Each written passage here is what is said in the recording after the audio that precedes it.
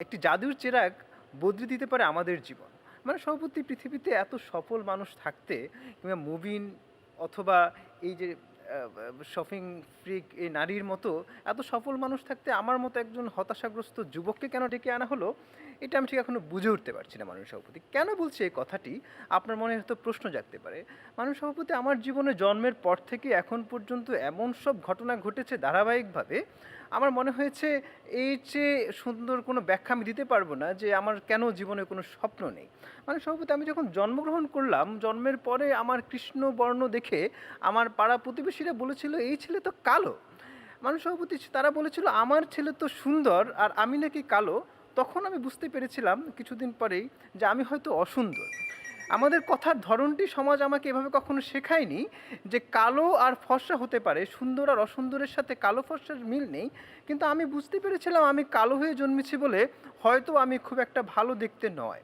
মানে সভাপতি, কিছুদিন পরে যখন আমি আমার সমাজ এবং আমার পারিবারিক মানুষের সাথে মিশতে শুরু করলাম, তখন তাদের সাথে কথা বলার পর আমি বুঝতে পারলাম যে সবাই আমাকে খুব ভালো চোখে দেখছে না। কেন দেখতে পারছে না? কারণ আমার বাবার অত টাকা ছিল না, তো তাই আমার পরিবারের সবার সামনে দাঁড়িয়ে খুব ভালোভাবে সব কিছু চাইতে পারতাম না। মানে সভাপতি, আমি যখন স্কুলে ভর্তি হতে গেলাম, আমার পাশের বাসার যে ছেলেটা এবং যে মেয়েটা, সে ভর্তি হলো ইংলিশ মিডিয়ামে। তার পরের পাশের বাসার ছেলেটা ভর্তি হলো মাননীয় সভাপতি একটি প্রাইভেট কেজি স্কুলে। আর আমার মা আমাকে হাতে ধরে নিয়ে গেলো একটি প্রাইমারি স্কুলে। আমি ভর্তি হলাম পড়াশোনা করতে। সেখানে দেখলাম লেখা রয়েছে শিক্ষাই জাতির মেরুদণ্ড। কিন্তু মাননীয় সভাপতি, আমি একটু পরে তাকিয়ে দেখলাম সেই লেখাটা আমার দিকে তাকিয়ে ভেঙচি কেটে হাসছে। আমার যে স্কুল, সেই স্কুলে একটি কমিটি হয়, সেই স্কুলের কমিটির যে সভাপতি, সে আবার মাননীয় সভাপতি কোনোদিন ওই স্কুলমুখো হয়নি।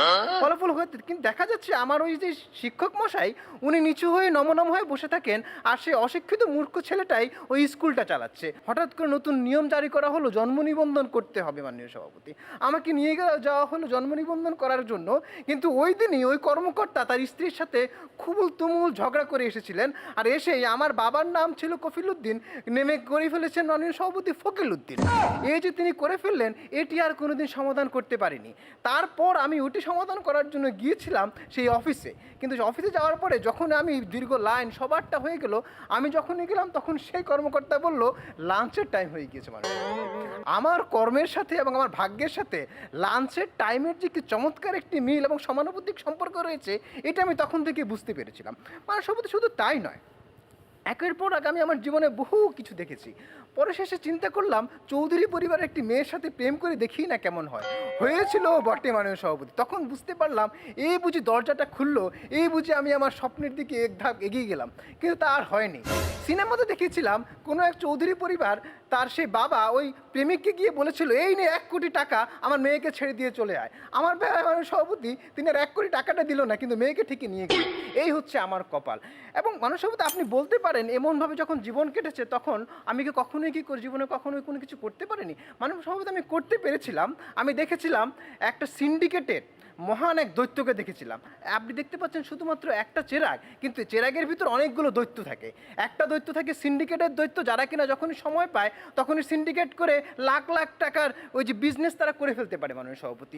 আমি দেখেছিলাম মাননীয় সভাপতি প্রশাসনিক এক দৈত্যের কথা বলতে পারি, যে কিনা কলমের খোঁচায় ব্যাংকগুলোকে ঋণ খেলাপি করে এবং ব্যাংক থেকে এই গরিবের টাকাগুলো নিয়ে গিয়ে মাননীয় সভাপতি সে ব্যাংকগুলো নষ্ট করে ফেলেছিল। আমি মাননীয় সভাপতি আরও একটি দৈত্য আমি দেখতে পেরেছিলাম মাননীয় সভাপতি, মুবিনদের মতো করে দৈত্য, এই রাজনৈতিক দৈত্য মাননীয় সভাপতি, যারা কিনা সব কিছু চুষে খেয়ে গিয়ে ওই বেগমপাড়ায় গিয়ে তারা বাড়ি করতে পেরেছিল। এত কিছু আমিও যে পারতাম না তা নয়, কিন্তু আমিও কখনো অমুখ হইনি মাননীয় সভাপতি। এবং আমার এই দুঃখ দুর্দশা এবং হতাশার ভিতর দিয়েই আমাকে জীবন কাটাতে হয়েছিল। হ্যাঁ মাননীয় সভাপতি, আপনি বলতে পারেন তাহলে তোমার এই হতাশ জীবন তুমি কি করবে? কিন্তু আমি আপনাকে বলতে চাই, কেউ জানে না আমি কতটা ভাঙছি রোজ, আর কেন আমি রাতে ঘুমাই না, কেন আমার শরীর চলে না, কেন আমি কাউকে কিছু বলতে গেলে থরথর করে কেঁপে উঠে আমার ঠোঁট। কারণ মাননীয় সভাপতি, আমার জীবনে দুঃখের শেষ নেই। তবে আমার মনে হয় আমরা যদি এমন কোনো চেরাগ পাই, যে চেরাগটা হবে আমার দেশের শাসক, যে কিনা এমন এক দৈত্য নিয়ে হাজির হবে যে সমাজকে পরিবর্তন করতে পারবে এই 24 পরবর্তী বাংলাদেশে, সেই শাসক যেন আমাদের জীবনকে নতুন করে রঙিন করে ফেলতে পারে। ধন্যবাদ আপনাদের সবাইকে।